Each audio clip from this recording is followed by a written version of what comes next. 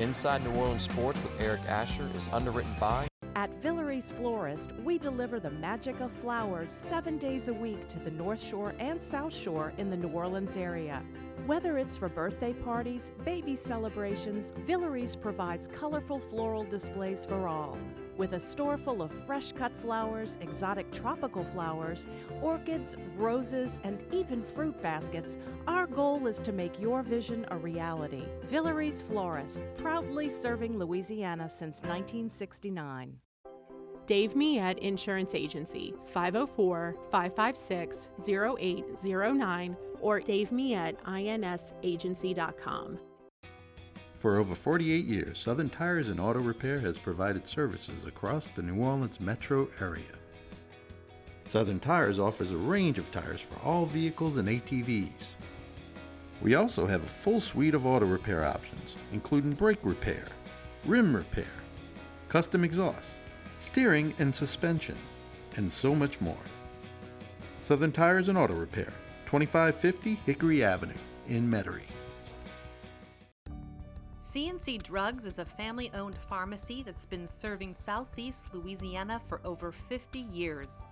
Whether you need help taking care of an elderly family member, a growing child, or even a pet, Cnc provides patient-centered care for your entire family.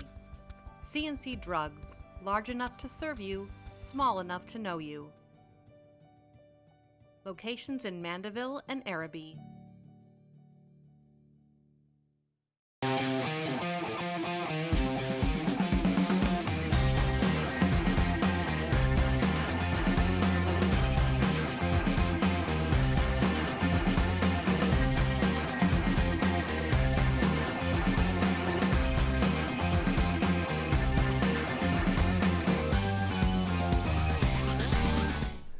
Merry Christmas and welcome to another edition of Inside New Orleans Sports. I'm your host, Eric Asher. Over the next hour, we'll cover all the home teams, Saints, LSU, Tulane, Pelicans, all coming up here on Inside New Orleans Sports. And to break it down for us, one of the best we have in the city, Sean FAZENDE of Fox 8 Sports joins us on the program. Sean, welcome to the show. Always good to have you. And Merry Christmas to you and your Merry Christmas. I can't stop looking at that tie. It's very impressive. I am sporting it today. Last week I had the Christmas light tie. This is the Christmas tree tie, and we try to get a little bit, festive during the holidays. Hey, I'm into it. I love it. Merry Christmas to everyone out there. Yeah, Merry Christmas. Well, before we get started, first we've got Merry Christmas, but also your two young little ladies just had birthdays, yes, right? My daughter Mila turned 8, and my other daughter Aspen turned 3, the 17th and the 19th. So it's the week leading up to Christmas is always a busy time of year for me, work-wise, but personal-wise as well, because my two little ones have their birthdays, and then it's Christmas right around the corner. Right, happy birthday to both the girls. Happy birthday. For sure. And of course, what's going on over at Fox 8 Sports, your award-winning blog. Tell us about everything you guys are doing, because we were just talking before we came on the air, you don't get a day off. No, I mean, you're really not during this time, really until the spring, and then it's a little bit of a hiccup, and then boom, right back at it. That's the way it goes. What you sign up for. We have Mondays, the Black and Gold Review Show with Juan, Deuce, and myself. Tuesday, Fox 8 Overtime at 10:30 with the guys. Wednesday is Saints Game Plan with Juan Kincaid and myself. Jeff Duncan joins us. Well, I guess we'd no longer have Fox 8 Football Friday on Fridays because the prep season is coming to an end. And then, of course, Sunday, the Fox 8 Live Tailgate from 10 to 11 on most days, and then the Final Play at 10:30. My blog, the After Further Review blog on the Final Play app at fox8live.com. Beautiful. All right, let's start it off talking about what happened against the Chiefs on Sunday. First of all, I mean, a lot of people would come maybe down a little bit on the defense early, but I think after they realized what happened, and Mahomes he's just a different type of player. Mm-hmm. That's it. And I mean, it just is. And, I mentioned this on the radio show on Monday. If this was 99% of other teams, other quarterbacks, the Saints might have had 15 sacks, okay? They put pressure on Mahomes all day long. They hit Mahomes all day long. But Mahomes, again, as always, being able to make time with his feet to be able to open up the passing game. And it's just very, very difficult, no matter how good your coverage is, to be able to cover those receivers, very good receivers, by the way, for as long as you have to when Mahomes is really extending the play with his legs. Talk a little bit about the game, but talk about it from the Mahomes standpoint first. Well, first off, the Saints defense, they were on the field for 92 plays and over 40 minutes, a recipe for a disaster, and yet it was not a disastrous game. 32 points over 92 plays is not a bad ratio with that explosive offense, an offense that's run like no other. It's run like no other, the way they do that offense. And Patrick Mahomes is obviously the guy. He is the guy. I gained a much greater appreciation for the true uniqueness of his ability and his throwing motion, throwing style, and just the sheer bravery and courage to make throws, and I guess confidence that other quarterbacks wouldn't even think to make. The Saints, though, they made him work for it. They made him earn it. The problem is he earned it. Right. He had the Mahomes magic, and they needed every bit of it, but he did have it. He just makes some wow, ungodly type plays, and that was the difference. The Saints offense could have had a couple of more third down conversions to chew up a little bit more clock. Maybe you have one less possession for the Chiefs, and maybe that game is different. But in the end, Mahomes did what Mahomes was supposed to do. He was magical. And the Chiefs, they run that offense with the notion that Mahomes can do these crazy things, these crazy arm angles. Some of these route state combinations that they call for the throw to be like that is just unbelievable. So he's a guy, he's a special talent, he's a rare talent, and I've always admired him watching him, but to see it up close, you really gained an appreciation for the kind of the jump throw, the throw downfield on a rope where you're kind of throwing across your body. He is exceptional, but I will say this. He puts a few up there that if you're a good defense, and the Saints always got their hands on a few, you get your hands on a few. I think that is the key to beating that team. Yeah, I would agree. The creativity of the offense as well. You know, we've been spoiled here in New Orleans with the creativity of Sean Payton.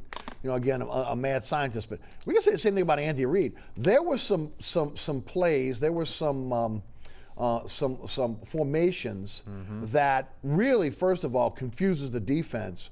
But I mean, again, some things that I've never seen in football.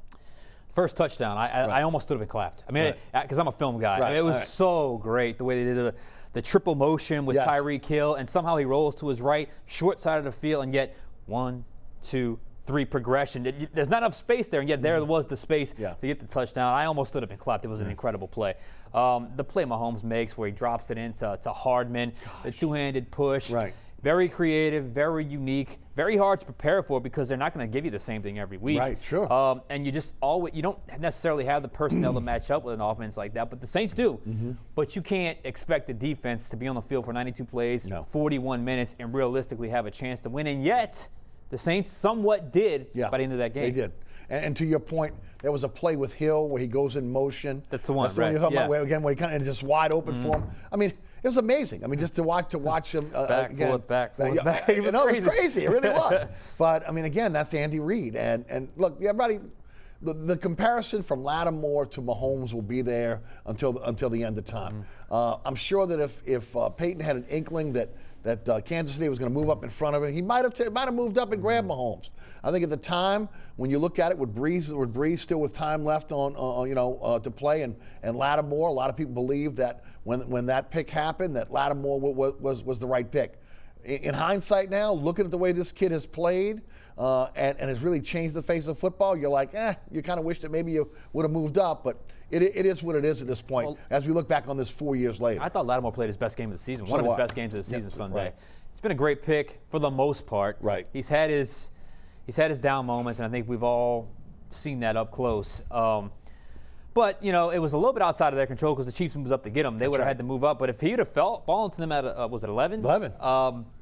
He'd have been a Saint. Right. I'm convinced now more than ever. I am convinced he would have been a Saint and made that pick with Drew Brees in the room, according to the great Jeff Duncan, who did that great, excellent behind-the-scenes article on that 2017 Saints class. Let's talk about it from the Saints side now. And let's first of all talk about Drew Brees. I think we're spoiled, okay? Brees comes back last year. Again, he's firing on all cylinders. He struggled a little bit on Sunday, especially early. Inaccurate, took some chances he shouldn't have taken on some throws where he threw into double coverage, triple coverage. He seemed to be able to get his bearings after that long pass to Sanders. And at that point, for the most part, again, I thought he was accurate and played well, but again, then we had the problems when you look at the receivers not getting open. And you were in the dome, so you got a chance to be able to see whether there was real separation or not. Talk about that, because this could be an issue now for the next couple of weeks, considering the injuries to the wide receiver position. Yeah, why don't we start with Drew? What I've learned by watching him was it didn't matter if he started this week, next week, or the week after. His first performance, probably the start, was going to look like that just to get his body back, body right. It's a different injury. I've said it since he's been out. This is not the thumb where all you got to do is grip the ball and throw it, you're good.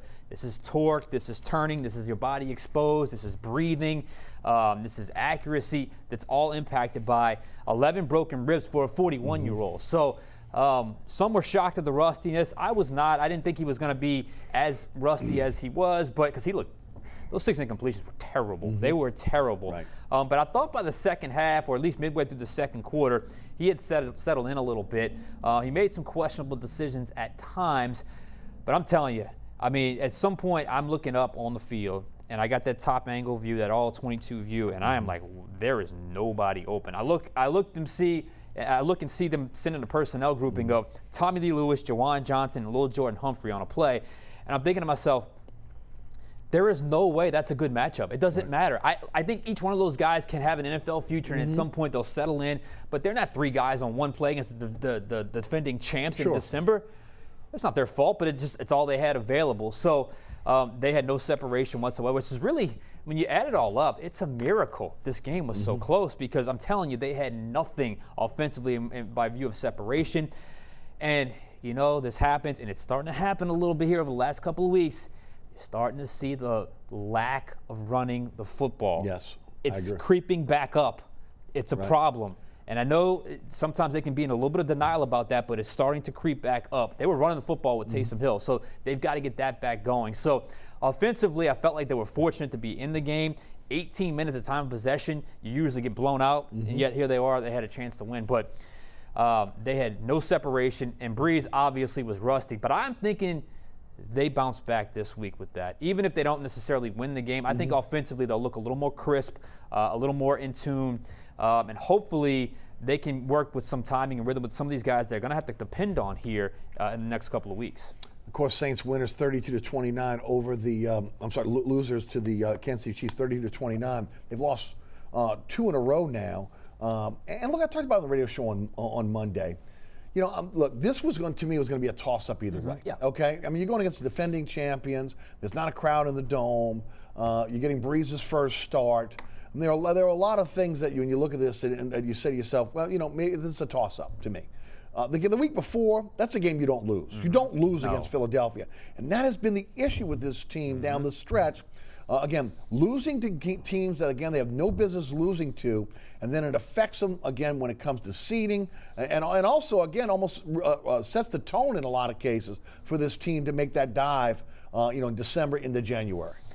Yeah, and I know Sean Payton got a little testy on his conference call about sort of the end of season, postseason / narratives kind of with the Saints recently, but, you know, you can't lose that game to Philadelphia. That's the fact. And the fact is they've had a few of those over some of their best seasons. They've had a few of those games where they just should not lose, and they lose, and it costs them. I think back to the Rams in 2011. There was another Rams loss in 2013. The Falcons last year.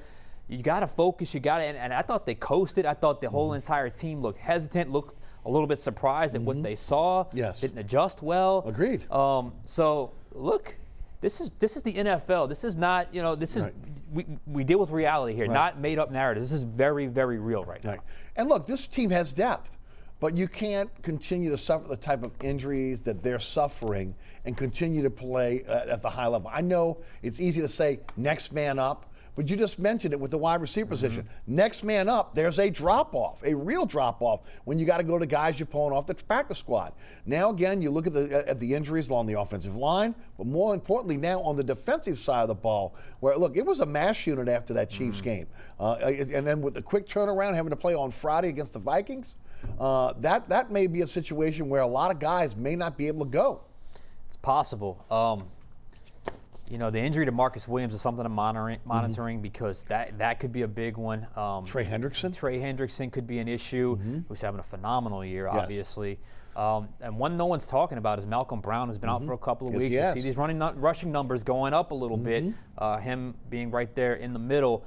So, yeah, you have some issues. We talked about the receiver position. Marquez Callaway, I never thought I'd say this, but he needs to come back, hopefully, because he was developing a nice rapport with Brees. Traquan Smith's got an ankle situation. He left the game. That's a problem as well. And then, some of your guys that you're counting on, Kamara, Sanders, and Cook, they got to step up because I'm starting to see some. I'm not liking some of the body language I'm seeing from some of those guys in certain situations. Yes. Not getting the ball. You got to stick with it and just got to fight through what is a tough situation. Especially, and look, I'll point it out, Jared Cook. I mean, again, look, I understand he's got a guy that's sitting, that's going to be his heir apparent. We understand he's getting a little bit up in age, but look, he's been around here long enough. He knows the play. He knows what he's supposed to do on a certain play. And there was miscommunication between him and Brees on Sunday. And look, if there's any time you need Jared Cook, when Michael Thomas is out, when Tre'Quan Smith goes out, when you need him more than ever. And he's a guy, I mean, my God, does he look the part? He should dominate on every single play. Name me a guy that can match up with him.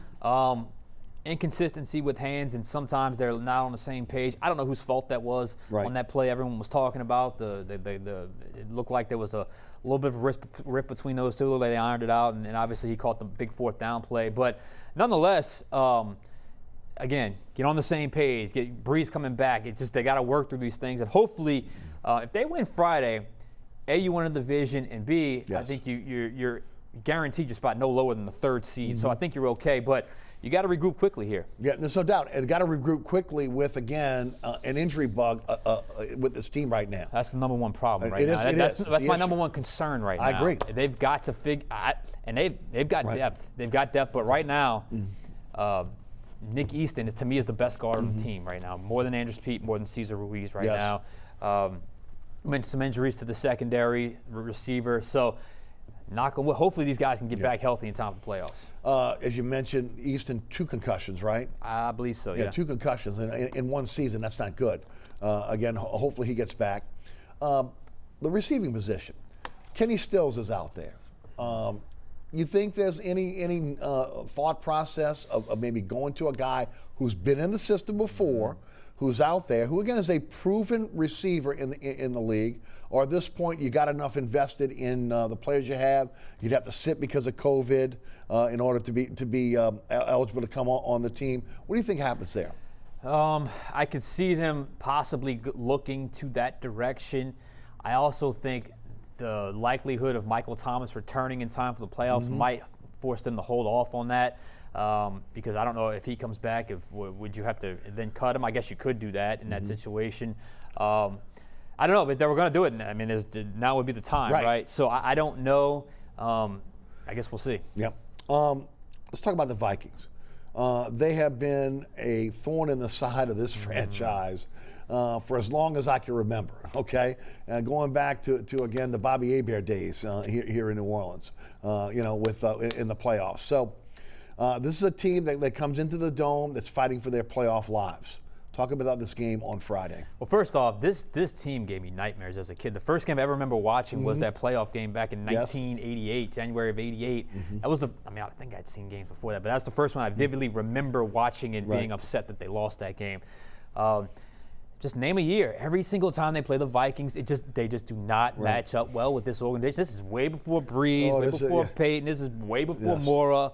Or I guess it would be Mora in this situation, but they just never matched up well with. And this is a team that they probably shouldn't be the record that they are. They've got some serious talent. Their defense is not what it was in years past. Their pass rush, which was a problem for the Saints last year in the playoffs, is certainly not what it was a year ago. So check mark for the Saints there, but still, if you don't stop the run, everything comes off the run with that play action game. You have 2 great receivers in Thielen, and you have obviously Justin Jefferson, who's had a phenomenal year, and you have 2 great tight ends as well. And if they get back on the field, and hopefully if they get back on the field, that could be a matchup as well. Because I think sometimes the Saints can struggle a little bit with dynamic tight ends. So this is going to be a challenge, but I think it all starts with stopping Dalvin Cook. Yeah, I would agree. That it starts with stopping Cook, and of course also getting your sea legs under you from an offensive standpoint. Got to. And look, I'm with you. Latavius Murray needs to be able to run the football more. Not just because he's going to play one of his former teams, but he's been a guy, when you fed the guy and given him a chance to be able to run the football, he has been dominant at times. I think it helps the entire offense, especially now with the struggles at wide receiver position. I almost feel like, again, they got to come in and they've got to commit somewhat to the run. Let's think about this with Latavius Murray. For the most part, it doesn't matter if it's 1 yard or 40 yards, it's always a positive play when he's involved. Yes, always. That screen that wasn't a screen, it was a check down. Yes.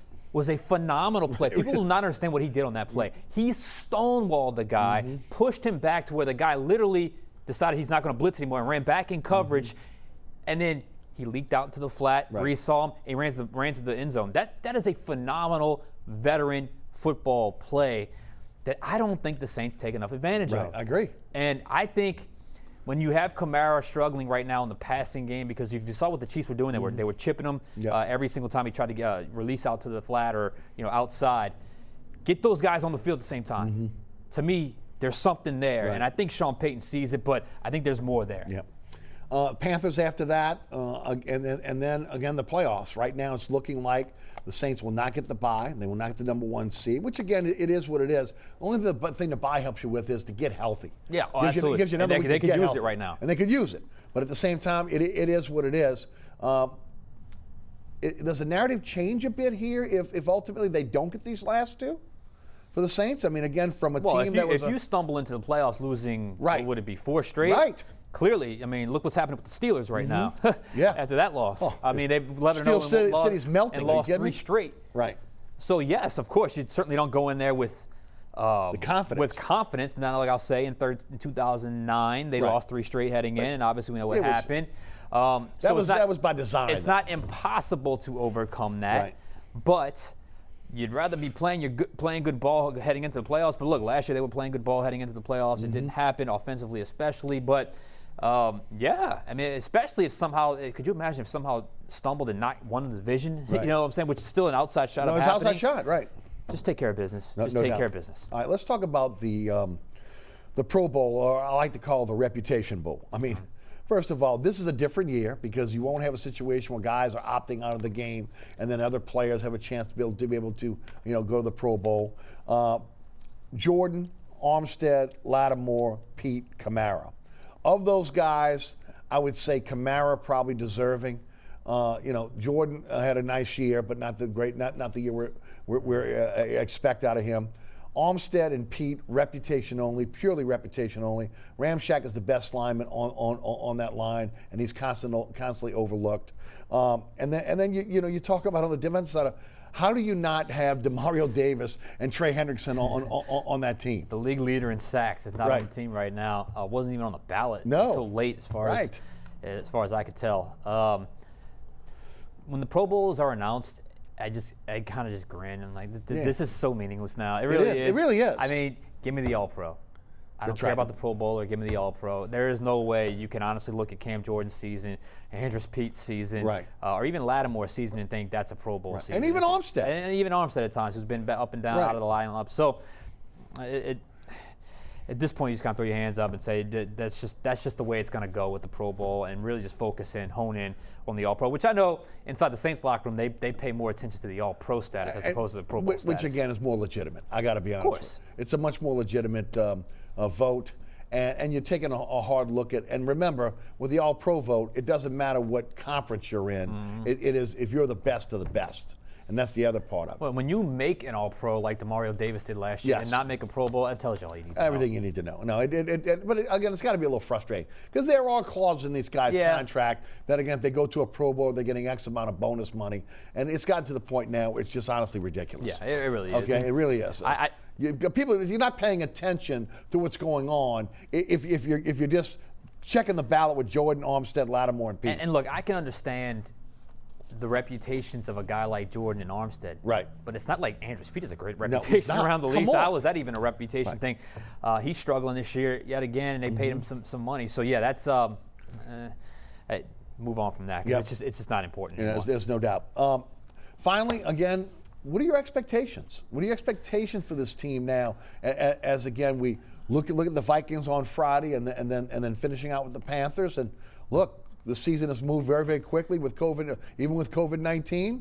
What are your expectations? Look, the last time they had back-to-back losses, they were able to kind of respond and galvanize. I think they have the veteran leadership to do so. There's a couple of things that concern me. Number one, top of the page is obviously health. We talked about that. I'm getting a little concerned with some of the undisciplined play. That was a problem earlier in the season. It's like it's creeping back in. So that goes to show me that, they had to try to be focus in on being disciplined as opposed to that coming naturally, which I think can come back to bite them. And I'm not just talking about penalties. I'm talking about just, taking chances defensively, being overly aggressive at certain times when you should be kind of maintaining your gaps and playing good football. Offensively, trying things. There was a throw into triple coverage last week that was totally meaningless and totally unnecessary. So they're getting a little undisciplined. It's a little sloppy. Sean Payton hates sloppiness. So I'm concerned with that. But we've seen this team galvanize before, and you can't discount the veteran experience and playoff experience because we know they're getting into the playoffs. Yes. We know they're getting in, and chances are the lowest they're going to get is the 3 seed because I still think they're going to win the NFC South, but we'll see. But nonetheless, there is cause for concern, but also there's reasons for optimism with this team. And finally, this is the swan song for Drew Brees, in your opinion, right? I mean, when you look at Brees, a lot of people, myself included, did not believe that he was going to walk away from the game when he had still had something left in the tank. I think after this injury this year, it's over. I agree. I don't think his body is holding up. I don't think his body is capable of holding up for a 16-game season and into the playoffs. I think he's reached that point in his career that I think he's capable of greatness. I just don't think he's capable of consistent greatness day in and day out. And that happens. I think you're seeing that with a few players on the Saints team right now who are north of 30. So I think this is it for Drew Brees. All right, we'll take a break on this Christmas edition of Inside New Orleans Sports. Sean FAZENDE is our guest. When we come back, we'll talk about the LSU Tigers. A lot of things happening with the LSU Tigers. We'll get into the Tulane Green Wave. Also, talk a little bit about the Pelicans as well. You're watching Inside New Orleans Sports. I'm your host, Eric Asher. Now, let's hear from our underwriters.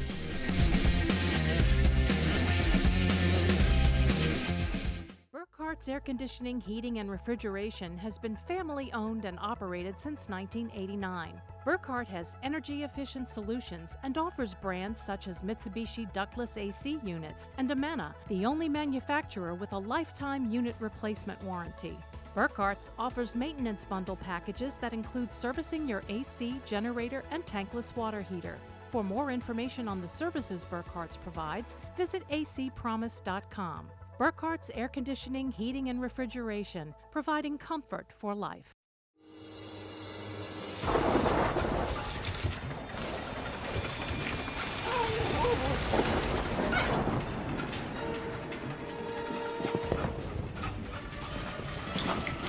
Experiencing rough weather with a bad roof can be a nightmare. It doesn't have to be. Suburban Roofing, because when it comes to roofing, there is a difference. Located at 3701 Iberville Street in Mid-City is Katie's Restaurant and Bar. Open 7 days a week, Katie's offers daily specials for lunch, dinner, and Sunday brunch. Serving New Orleans cuisine such as fried shrimp platters, grilled redfish, and a fully stocked bar. And don't forget about our expanded event seating and local entertainment.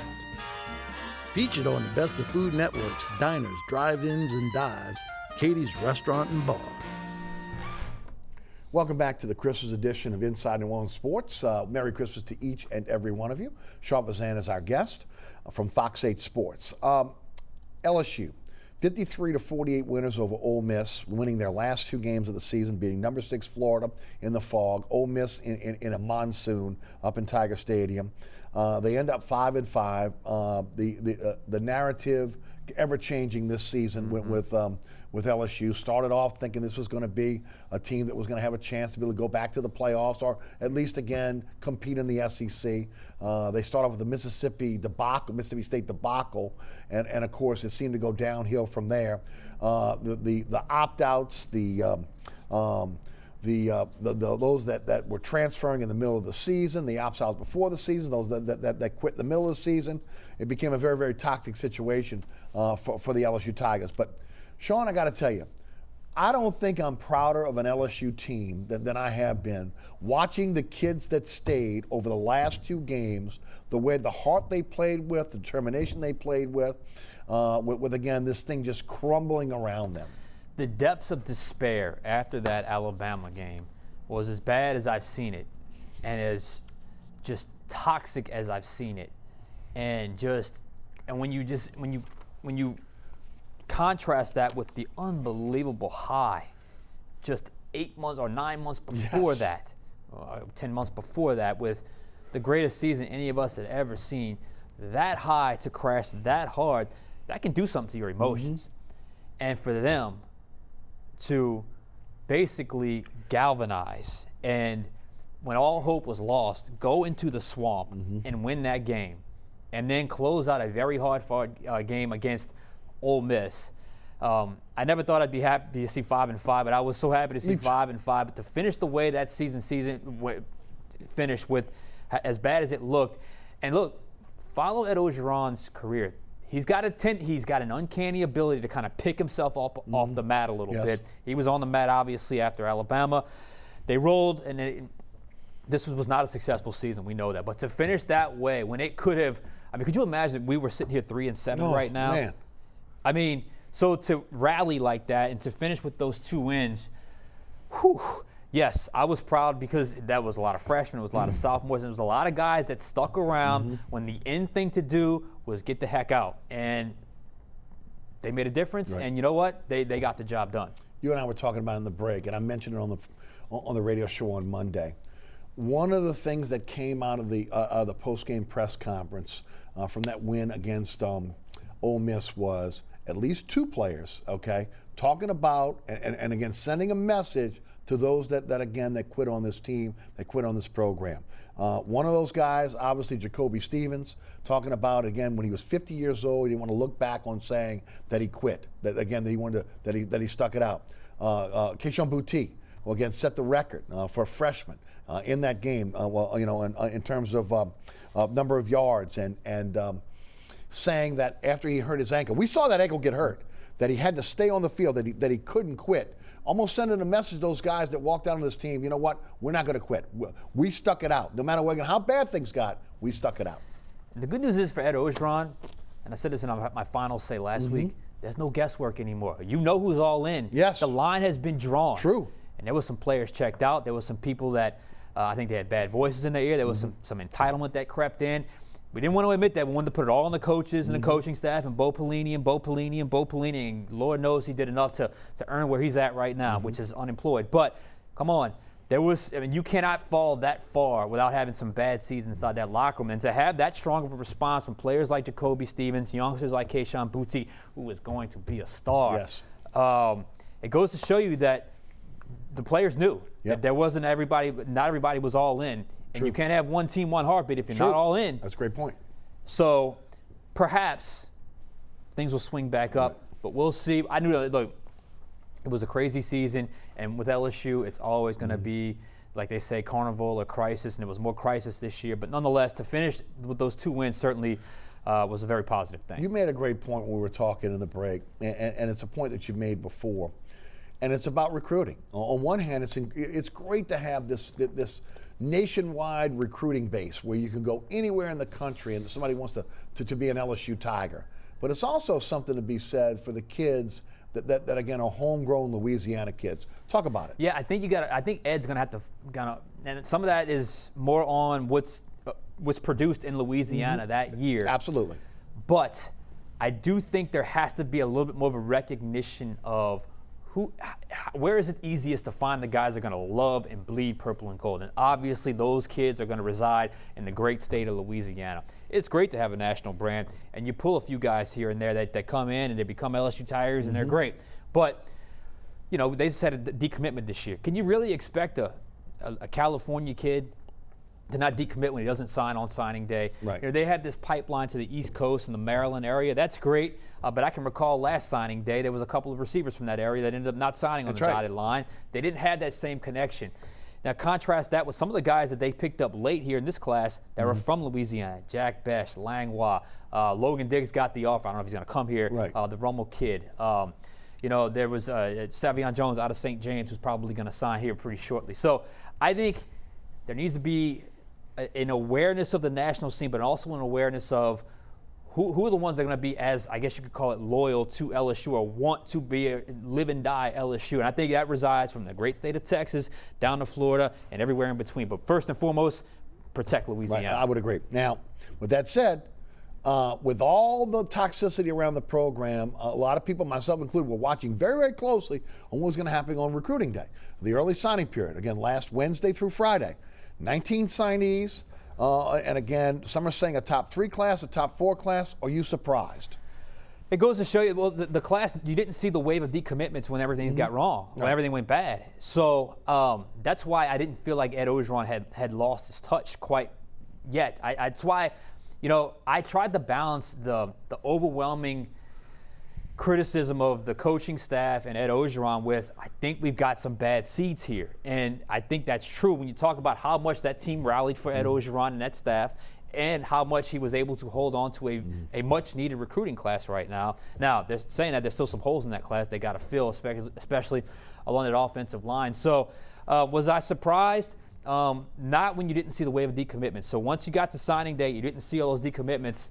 I thought it was a good thing. Not only did you didn't get the decommitments, you got a few of them, but you also flipped a few guys. Yes. I think it was the Louisiana kid, the receiver out of Youngsville. Was it Neighbors? Is that his name? So flipped him from Mississippi State to LSU. So I thought it was a good signing day, and I think combine those 2 wins with that, and at least you have some reason for optimism going into the spring. Optimism for that, and also the optimism of, again, the young players who got an opportunity to play this season because of injury, because of defections, and, again, how they played down the stretch. Yeah. We mentioned Keyshawn Boutte, Coy Moore, Cole Taylor was able to get in. Some freshmen, was it McLaughlin, the DB? And let's not forget about the young quarterbacks. Right. Max Johnson, it's just got it. The it factor. You look at him, he's poor. I don't know what else to say. Right. He's got it. And some of those throws he made, when you see him work that dig route over the middle of the field, I can't help but think that's a little bit of a left-handed Joe Burrow right there. Right. Like just the way he patiently, and he can move. And so he's certainly not perfect. He's a true freshman, but T.J. Finley certainly had his moments as well. So all of a sudden, you have a great problem to have at your quarterback position, something you've been begging for years. You got 3 guys that are certainly capable, all coming back. Plus, you have some young players that got valuable experience in a very tough situation and got through it and came out clean on the other side. Yeah, I would agree. Now, again, buried the lead here because the big story for LSU right now is the staff changes. Yeah. And, of course, Bo Pelini, they say they amicably parted ways. He got fired. Bill Bush, a guy that was instrumental in getting Joe Burrow to LSU, again, he is no longer with the team. Bill Johnson, former Saints defensive line coach who came in a pinch last year when Dennis Johnson was injured, the line coach, and stuck around. Johnson goes with Aranda to Baylor. He is retiring. Scott Linehan, 1 year as the passing coordinator at LSU. He is done. And Steve Ensminger now also either stepping away and retiring, or again will be reassigned within the program. So huge changes on both sides of the ball for this team. Talk about it. That's just the awareness of the situation. 5-5 after the greatest season of all time is not good enough, especially when you had the turmoil that you had. That's an awareness by Ed Orgeron, and I think it's probably a bit mandated. Who knows what the actual verbiage was to him, but that he's got to, shake up this coaching staff a little bit. And Bo Pelini was a disaster. It just didn't work. It did not connect. Bill Bush is an interesting one. I don't really know, because he felt like he was a pretty good recruiter. He got Joe Burrow. Linehan seemed like a pointless hire to me. I don't understand why it was even necessary to bring him aboard. Bill Johnson, he kind of had the same run with the Saints. He did well for a while, and he kind of fizzled out a little bit. The one, though, for me is Steve Ensminger, because that guy is LSU through and through. Yes, he is. A program guy. Didn't get nearly the credit he deserved last year. True. Calling most of the plays. Everybody said it was Joe Brady, right? Quarterbacks. Joe Brady coached receivers and was passing. Please say it again. People don't realize that. Steve Ensminger coached quarterbacks, and he had 3 different ones this year, and they all produced. Steve Ensminger is a tiger for life. So tough to see him go, but I understand. And look what's going to happen. We all know. Right. It's going to be a wave of younger coaches coming in, some fresh ideas, some fresh energy, and hopefully some fresh results for LSU. There's got to be a balance, though, Sean. There does. You got to have a balance between guys that are great recruiters and guys that are great teachers. Okay, that are great coaches that again can put a game plan together, that can take you every day and again teach you the fundamentals of your position. And I think there was a little off on the balance there. Yep. They had a lot of guys that are great recruiters that get the players in, but couldn't coach them up. Yeah, I didn't quite understand their running back rotation, but Kevin Falk is looked highly upon him before he had that role as a guy that can get players in. Corey Raymond is a guy that can certainly get players in, but I think you can say DBU took a hit this year. Who am I missing? Mickey Joseph is certainly a guy that works his butt off, recruits in New Orleans, and certainly gets some players in, the top-tier guys out of the New Orleans area. So you do have to find that balance between guys that can recruit and certainly coach them up. I'm not saying those guys can't get better in the coaching. Sure. Because I think some of those receivers did get better throughout the year. I thought the receivers were probably one of the best things about the season. I'm very curious to see what happens along the offensive line. Does James Craig stick around? We'll see. At the time of this taping, who knows? But, this had to happen. And you see the pattern of who was let go. And they were all older coaches that had been there for a while. Well, I guess not been there for a while, but had been coaching for a while. Now you get some fresh blood. OC, I know the name Ross Callaway has been brought up, the former Samford OC, an offensive analyst who seems to get along well, young guy in his 30s. I'll throw this out there, a guy like for DC, in this building over here on Sundays, Ryan Nielsen, look no further than the development of Trey Hendrickson to see what that guy can do. So I'm and just there's saying, a connection, right, with Ogeron and him. Ogeron and him, and obviously Ogeron with Peyton. So we'll see.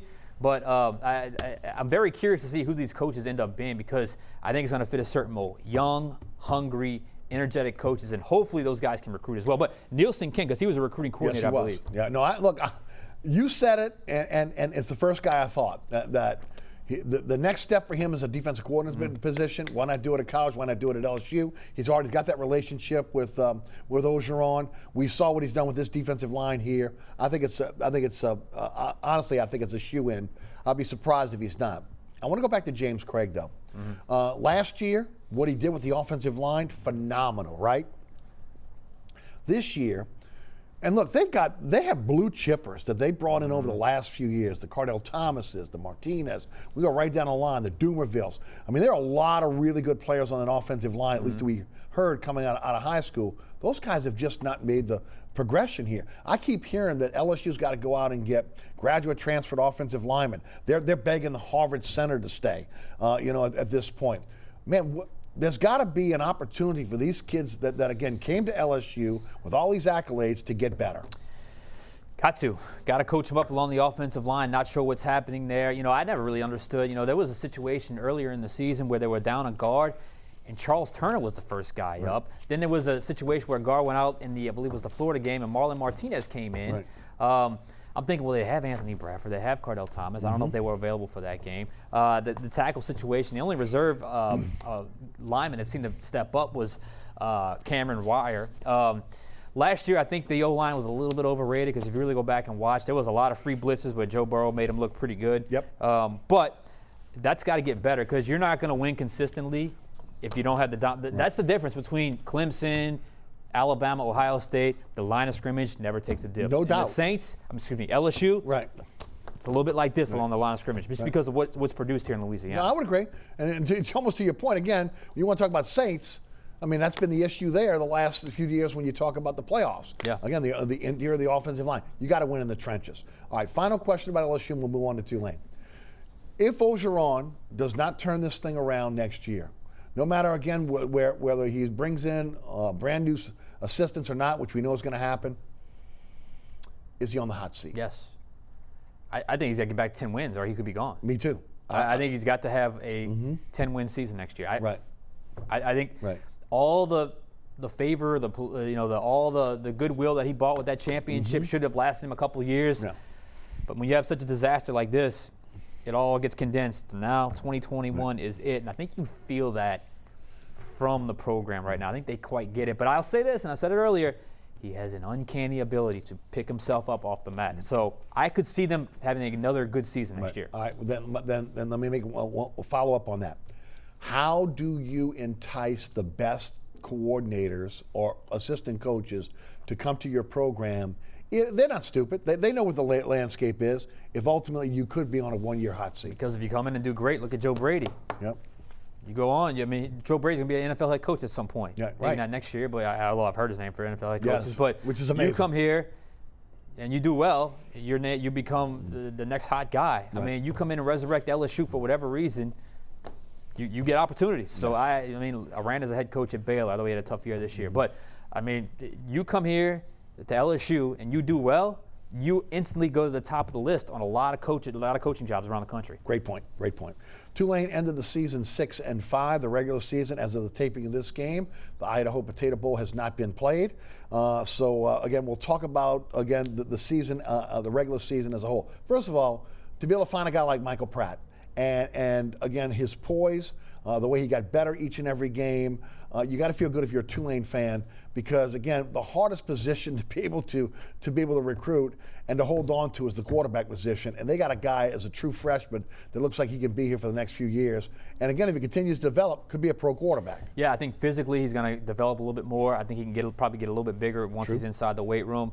I think he's a guy that showed beyond his years freshman-wise from his poise standpoint. Great call by whether it was Willie Fritz or Will Hall, whoever it was that made the call to go to him. It was an obvious call to make. They did so. True freshmen came in, put themselves in position to win a lot of games. Didn't necessarily win all those games they should have won, but nonetheless, you have your guy now. You don't have to rely on Jonathan Banks types or whatever the case may be, junior college, or Justin McMillan type. You have a guy that's going to be here hopefully for 4 years, and he's a guy that can certainly help lead your team to victory. And kudos to Willie Fritz for shattering, I guess, the ceiling, if you will, in terms of he has now reset the floor. All right, 6-5, whatever the case may be, depending on the finishing the season with a winning record. To me, that should you have now. That's as low as it's going to go from now on. That's the minimal expectation now, and I think you're starting to hear it a little bit in Fritz's voice.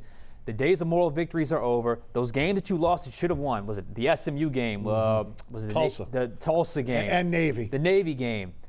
Win those games now. Next year, be in contention for a conference title, because I think that's the next spot to be if you're Tulane. No, I would agree. Again, some changes on when it comes to the coaching staff.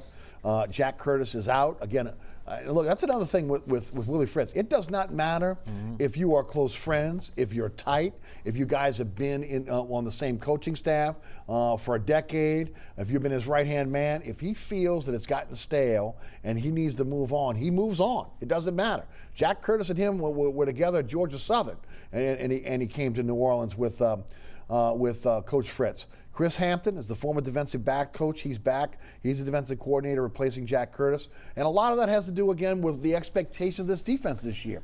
The expectations was the defense was going to carry this team.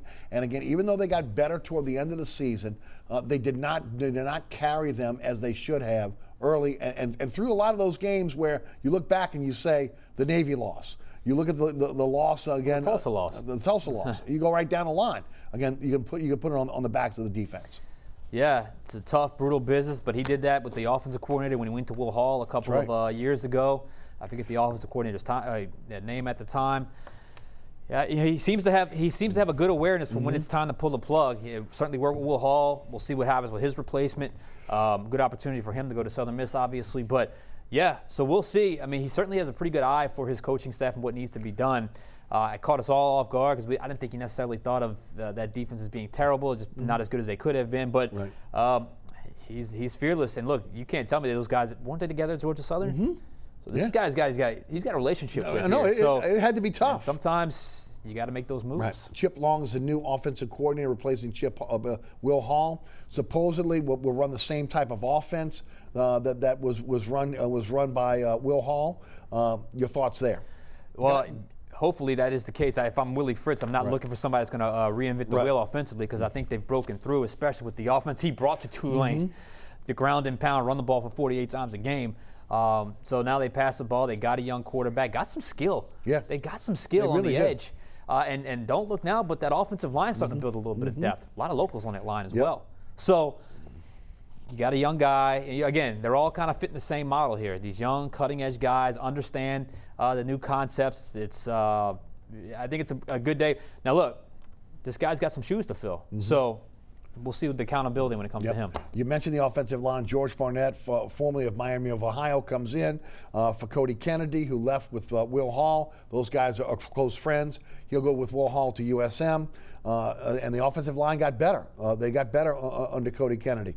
Amari Jones, a guy that is a playmaker for this team, is now transferring. But again, the cupboard is not bare when you talk about the running back position for Tulane. Matter of fact, it's overflowing with talent. Always seem to have a running back. They always seem to have a running back. It's like receiver at LSU. I never worry about they losing a wide receiver commit. I just don't. So yeah, I think they've got skill, they've got talent, got the young quarterback that I think's got a little bit of mojo now. I think he's had it naturally, but now he's got a season where he proved he can do this. Right. So I look for good things out of Tulane over the next couple of years. And you should, because again, 16 signees, 9 on defense, 6 on offense, and a kicker. And it was ranked as 74th by 24/7, 82nd by Rivals, was supposedly a top 3 class in the American Athletic Conference. And that's it.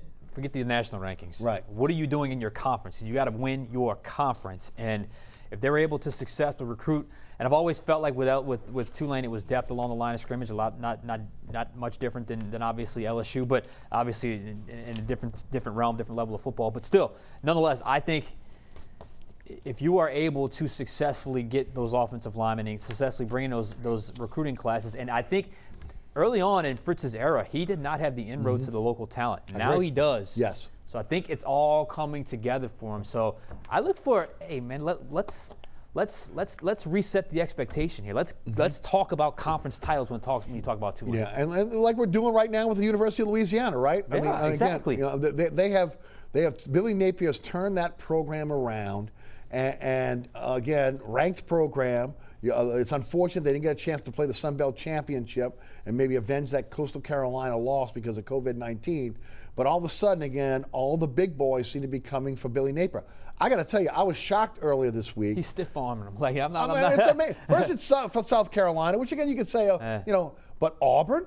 I mean, have you ever heard of a coach from University of Louisiana turning down Auburn? That's amazing to me. That is amazing because you can win national championships at Auburn. Right. Now you go into the pressure cooker, but when I watch that whole thing develop, I can't help but wonder if he's fallen in love with the town of Lafayette, which is not hard to do. I mean, it's a great place to live. I think he's fallen in love with the Louisiana vibe, and he is not leaving that situation. I don't know what his family life is like. I don't know if he's got young kids. Sure. But I'm sure that if he does, they're in schools, and they love living in Lafayette. They're winning. They're getting the recognition. He's the hottest name in coaching.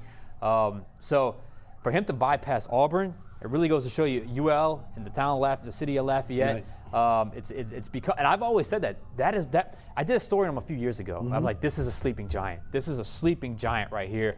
And look what they've become. Yeah, no, it's great. And look, the thing that really blows me away is turning down SEC schools. Coaches from again, smaller schools don't turn down the SEC. Yeah, because you don't know when you get that opportunity again. You don't know when you got to strike while the iron's hot, and yet here he is. Right. That's bravado. That's confidence. And that says something. It's not just Napier choosing ULL. I think it's. It's the institution has made its mark on Napier. But it's also understanding the plethora of talent in Louisiana and saying that LSU and the Alabamas are not going to get them all. Right. Okay. There's going to be quality players that are going to be left over, and I can build a program. Yeah. And he has. Look at the secondary schools. Nicholls State for a few years. UL's popping up. Tulane's popping up. La Tech has a bunch of local guys as well. Southeastern's doing well. So. Right. It's a lot of talent to go around in the state. No doubt. And you see it on high school football. I see a lot of those familiar names every time I do some highlights with college football. No doubt. Let's talk about the Pelicans. First of all, it's the Stan Van Gundy era. By the time this program airs on Thursday, they'll have already played their first game against the Toronto Raptors in Tampa with the season opener. On Christmas Day, they will play Miami with the tip-off of the NBA Christmas season. As far as that goes, with 11 a.m. tip-off against Miami in Miami. The Stan Van Gundy era, the hire Van Gundy, your thoughts?